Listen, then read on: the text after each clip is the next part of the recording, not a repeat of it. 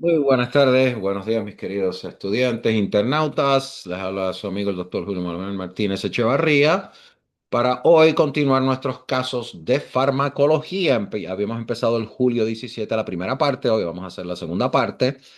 Eh, tengo tres casos muy interesantes para todos ustedes que están estudiando en medicina, repasando para su reválida o médico asistente o enfermería práctica o eres premédica, estás estudiando premédica. This is the place to be. Vamos al primer casito. El primer casito tenemos un hombre de 36 años llevado al servicio de urgencias médicas por su esposa, quien explica que él se ha sentido aturdido, mareado y débil. Cuando se le pregunta sobre su historial médico, ella afirma que él cambió a un nuevo medicamento para tratar su depresión. Él como que no habla mucho. Ella como que es la jefa, ¿verdad?, de esta situación. Cuando se le pregunta sobre los síntomas de su depresión, ella afirma que él había estado comiendo y durmiendo demasiado y tenía una extraña sensación de pesadez en los brazos y piernas. Se le hace un examen físico y lo más relevante de este examen físico, y yo diría que es lo más interesante, es la presión arterial de 80 sobre 45, relativamente bajita. La primera pregunta es qué tipo de droga este paciente está consumiendo. Los signos descritos por la esposa indican una depresión atípica. Y para esto usualmente le tiran un MAO, un Monoamine Oxidase Inhibitor, un inhibidor de monoamina oxidasa, que son los que se usan frecuentemente para tratar pacientes con depresión atípica, pero no con pacientes de depresión típica, especialmente después que otros medicamentos han fallado. ¿Cuál es el mecanismo de acción de esta clase de medicamento? Los MAO, los inhibidores de monoamina oxidasa, en este puedo mencionar fenelicina, cipромina, shelegilina. Estos aumentan la disponibilidad de monoaminas como la epinefrina, la norepinefrina y la dopamina. Entonces hay dos subcategorías, los MAOs subcategoría A y subcategoría B. En la subcategoría A, estos son los que afectan a todos estos monoaminas que mencioné, como la epinefrina, norepinefrina y la dopamina. Mientras tanto, los MAOB afectan solamente la dopamina. Y lo hacen inhibiendo la monoamina oxidasa, lo cual rompe a todos estos compuestos. ¿Qué causa los síntomas de este paciente? ¿Qué está causando principalmente la hipotensión del paciente? Síntomas de mareos y aturdimiento, iba a decir atontamiento, tienen un diagnóstico diferencial bastante amplio, pero dado la presión arterial baja del paciente, dijimos que era 80 sobre 45, y el uso de inhibidores de monoamina oxidasa, es precisamente el medicamento lo que está llevando a esa hipotensión. Un tipo de hipotensión ortostática que es común, es un efecto secundario común cuando se usan inhibidores de monoamina oxidasa.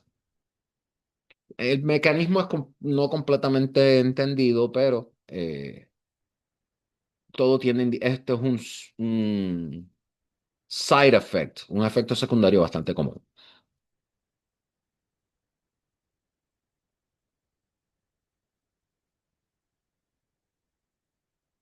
¿Qué droga podríamos usar para aumentar la presión arterial del paciente?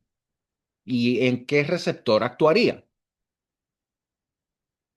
Tenemos un problema, estamos tratándolos con un MAOI. Esto causó hipotensión ortostática. Queremos subirle la presión. ¿Qué medicamento podemos usar para aumentar la presión arterial de este paciente? y en qué receptor estaría actuando. Para un paciente hipotenso, la actividad debe aumentarse en el receptor alfa 1. Y el receptor alfa 1 es un receptor G sub Q, que es un receptor acoplado a una proteína que vasoconstringe las arterias. ¿Ok? Por el contrario, entonces, el hermanito gemelo de este medicamento, los que actúan en el receptor alfa 2, que es también una proteína G coplada, pero es una de tipo G sub 1, esta lleva a la vasodilatación. O sea, hay una diferencia enorme. Por esta razón, midodrina, el uso de midodrina es preferido a la fenilefrina o la epinefrina porque es más selectivo a alfa 1, es más selectivo al receptor alfa 1. En la práctica, en la vida real, como dicen también, el medicamento de primera línea más comúnmente usado para la hipotensión crónica es la fludrocortisona. Y esta actúa aumentando la sensibilidad de los vasos sanguíneos a las catecolaminas y aumentando la liberación de norepinefrina. Lo bueno es que esto yo no tengo que repetirlo porque ustedes le pueden dar rewind y volver a oírlo. ¿Qué otras precauciones se le deben dar al paciente al comenzar a tomar esta clase de medicamentos? Además del riesgo de hipotensión, paradójicamente varios factores pueden causar una crisis hipertensiva en pacientes que toman MAOIs, incluyendo la coadministración de un simpaticomimético, incluyendo esto los medicamentos de venta libre como la efedrina, que ya digo, en algunos sitios se vende. Yo no creo que ustedes puedan comprarla por ahí ya sin tener que hacer una knock knock al farmacéutico. Y la ingestión de alimentos ricos en tiramina, como ciertos quesos. En este último caso, cuando se inhibe la monoamina oxidasa, el exceso de tiramina es captado por las neuronas adrenérgicas que luego deben librar noradrenalina. ¿Y qué pasa cuando esto sucede? Esto provoca una hipertensión aguda. All right? Vamos al siguiente caso, el caso número 2 del día de hoy, que sería el caso 5 desde que empezamos nuestro estudio en julio. Tenemos una paciente de 32 años con un historial de asma, comienza a tener dificultades para respirar, olvida su inhalador, algo que le pasa a todos los asmáticos, myself included, y es llevado al servicio de urgencias donde se observa y que presenta dificultad respiratoria moderada, no aguda. No, no es tan grave. Está utilizando sus músculos accesorios. Esta pregunta es bien buena, bien chula, porque cubre también un poquito de fisiología. Está utilizando sus músculos accesorios y su saturación de oxígeno es de 89%. Se está poniendo ansiosa porque cada vez le resulta más difícil respirar. Está entrando en la etapa de ansiedad. Se le administra inmediatamente un tratamiento inhalatorio. ¿Qué tipo de fármaco probablemente le administramos? Esta es la primera pregunta. Y en este caso, vamos a pensar en los agonistas de los receptores beta adrenérgicos de acción corta, beta agonists, como quién? Albuterol, famosísimo. Alberto Rol, albuterol. que son un pilar en el tratamiento de asma aguda. Y estos beta agonistas, como el albuterol, llevan a la broncodilatación, que es lo que queremos hacer. No queremos constringir el cabrón bronquio, queremos ¿qué? Dilatarlo. Otros beta agonistas incluyen la eh, metaprotenolol,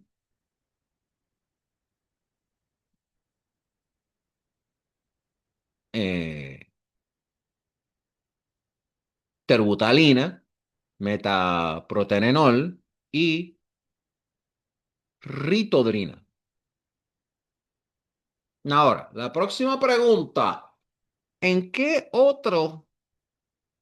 eh, en qué otras ubicaciones se pueden encontrar este subconjunto de receptores? ¿Dónde más podemos encontrar este subconjunto de receptores?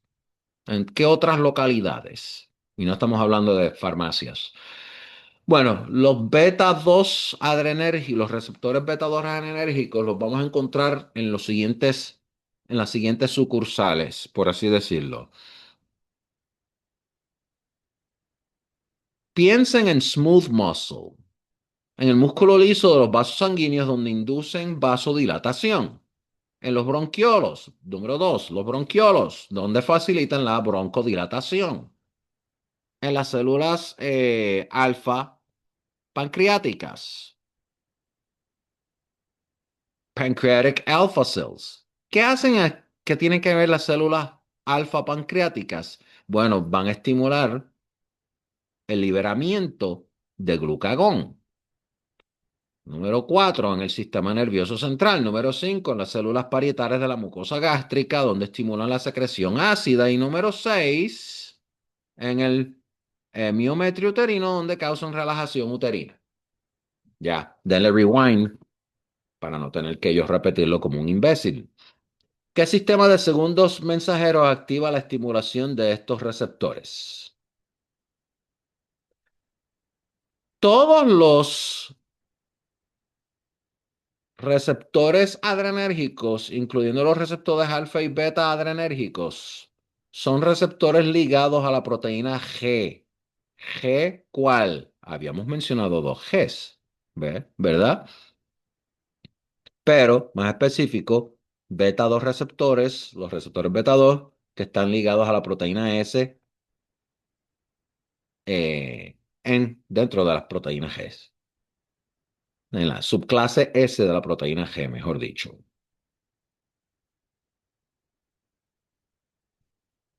Así es que todos los receptores adrenérgicos, incluyendo los receptores alfa y beta adrenérgicos, son receptores ligados a la proteína G y los receptores beta están ligados a la subclase S de las proteínas G. Hay una tabla en el First Aid for the USMLE Step 1 donde explica los segundos mensajeros ligados a las proteínas G. Empieza con el receptor G, con adenosiclasa, disminuyendo el pKa, en presencia de cyclic AMP y en el receptor G, adenosiclasa, ya un aumento de la pKa y por ahí seguimos. Adenosiclasa va a aumentar en el receptor GS. Debí de haber dicho, déjame aclarar esto, perdón, que los confundí aquí. No fue mi intención. En el receptor G sub 1, eh, en el receptor G sub 1, los segundos mensajeros ligados a la proteína G, en presencia de N-ciclasa, disminuyen el cyclic AMP y disminuyen el pKa. En el receptor G sub S, la adenosiclasa va a aumentar el cyclic AMP y el AMP cíclico y va a aumentar la pKa. Y en el receptor G sub A, en presencia de PLC, se degrada PIP2 y P3 y aumenta el calcio. ¿Qué tipos de receptores tenemos en los receptores G sub 1, alfa 2, M2 y delta D2? ¿Qué tipos de receptores tenemos en la categoría G sub S? Tenemos déjame ver, eran creo que beta uno, beta 2 y beta 3. Beta uno, 2 y 3. H2, delta uno y V2. ¿Y qué tipo de receptores tenemos en sí, los receptores tenemos en los G sub A? Alfa uno, M1, M3, H1 y V de vaca uno. Le pueden dar rewind a esto cuantas veces quieran. ¿Cuál es el mecanismo de acción de estas subclases de los receptores G? La proteína G activa la adenilciclasa, que convierte el trifosfato de adenosina a un monofosfato de adenosina cíclico, que a su vez actúa la proteína quinasa A, el pKa. En las células del miometrio uterino que mencionamos ahorita, hace un momento, la pKa, la proteína quinasa A, activa, va a activar, activada por fosforila y activada, la proteína pKa se va a activar y va a fosforilizar otras proteínas. Y esto va a reducir la concentración intracelular de calcio. Y esto disminuye la actividad de la quinasa de la cadena ligera de miosina y va a disminuir la contractilidad de las células musculares uterinas. O sea, la va a relajar. ¿Qué otras clases de receptores están vinculados a esta subclase de receptores G? Otros receptores vinculados a los G incluyen los receptores los que mencioné hace un momento, si mal no recuerdo, V2, beta 2, D2, D de dedo, H2, y la activación de cualquiera de estos receptores lleva a la activación de la G sub S y de la adenalina ciclasa. La activación de cualquiera de estos receptores ligados a la proteína G sub S, que son los beta uno, delta uno, H2 y V2, llevan a la activación del G sub S y de la adenalina ciclasa o adenil ciclasa. A mí me gusta decirle adenalina. No sé, lo aprendí así. Caso 6, el último caso del día. Un agricultor de 30 años de Yabucoa es llevado al servicio de urgencias con diarrea intensa, dificultad para respirar, sudoración, dolor abdominal e incontinencia urinaria. Esto ya tú sabes por dónde viene esto. El paciente parece confundido y arrastra las palabras. Suena como si estuviera, como si estuviera hablando incoherencias. Su hermano dijo que vio al agricultor beber un líquido de una botella sin etiqueta aproximadamente una hora antes. Obviamente se envenenó con algo. ¿Cuál es el diagnóstico más probable? Ingestión de organofosfatos. Este tipo se envenenó, bebió un veneno, los fosforadores o fosforados son inhibidores suicidas de la colinesterasa, que causan un exceso de acetilcolina en la sinapsis. Y estos órganos fosforados se encuentran comúnmente en insecticidas y se pueden ingerir, inhalarse o absorberse por la vía cutánea. Te bañas en esa bobería. Iba a decir una palabra que empieza con P. Los agentes nerviosos organofosfadores o fosforados Son un arma química. Saddam Hussein era la hostia usando esto. Es un arma química mortal, la usó contra los kurdos y es conocida y se ha utilizado con este fin en el pasado, sobre todo en el ataque no solamente Saddam a los kurdos antes de la Primera Guerra del Golfo, sino también un ataque en el 95 en el metro en Tokio por parte de una secta religiosa que utilizó gas sarín. Curiosamente, yo estuve en Tokio como un par de meses antes de esto, de la que me salvé, ¿verdad? Pues porque usé el metro. ¿Qué síntomas se pueden esperar en caso de exceso parasimpatético? Los síntomas resultantes del exceso parasimpatético se pueden resumir con una regla mnemotécnica, dumbbells,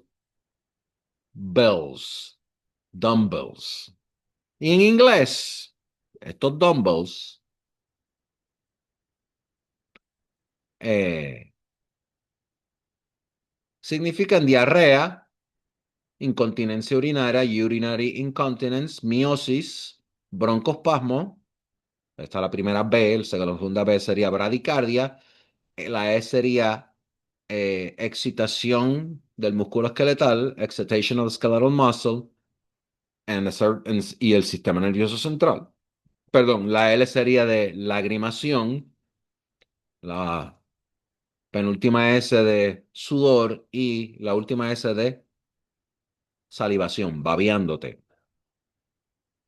Efectos en el sistema nervioso central como confusión y balbuceo es común. ¿Qué dos tratamientos hay y cuál es su mecanismo de acción? Vamos a empezar con la atropina y la pralidoxima. Dos PAM, two PAM. Pralidoxime y atropina. Y estos pueden revertir el envenenamiento con organofosfatos. ¿Cómo trabaja la atropina? Inhibiendo los receptores muscarínicos, ya que tienen un efecto mínimo en los receptores nicotínicos, y esto disminuye el efecto de acetilcolina. Dos PAM, pralidoxime, trabaja inhibiendo el acoplamiento del organofosfato a la acetilcolinesterasa. Y en su manual que yo tanto recomiendo, First Aid for the USMLE, Step 1, hay un diagrama precioso que explica esto. Tiene el nervio terminal como una bombillita, acetil-CoA, macholina, lleva acetilcolina ACH más CoA, acetilcolina más coenzima A. Van a ver la membrana presignática, van a ver cinco bolitas, que eso son significa las vesículas sinápticas o synaptic vessels. Entra calcio, acetilcolina y colina entran, entonces los receptores de acetilcolina van a hacer su efecto en la membrana muscular y en la membrana basal.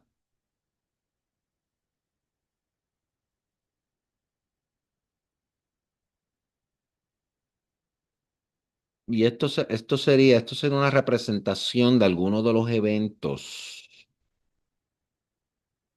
eh, envueltos en la síntesis eh, de neurotransmisión, liberamiento y acción de la sinapsis prototípica en la unión neuromuscular, en el neuromuscular junction.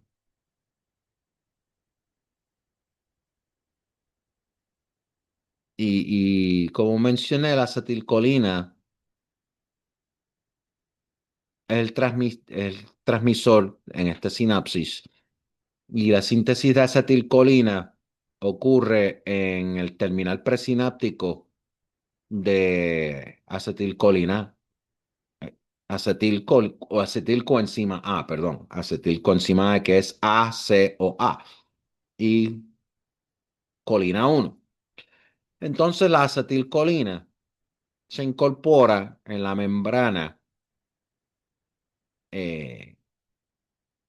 en la membrana que hace contacto con la vesícula sináptica. Entonces esto produce una exocitosis de acetilcolina que ocurre por la fusión de estas sinápticas, de estas synaptic vessels eh, con la membrana presináptica, lo cual aparte de esto, está también mediado por una influencia de calcio, eh, lo cual está estimulado por action potentials. Eh, Más o menos aproximadamente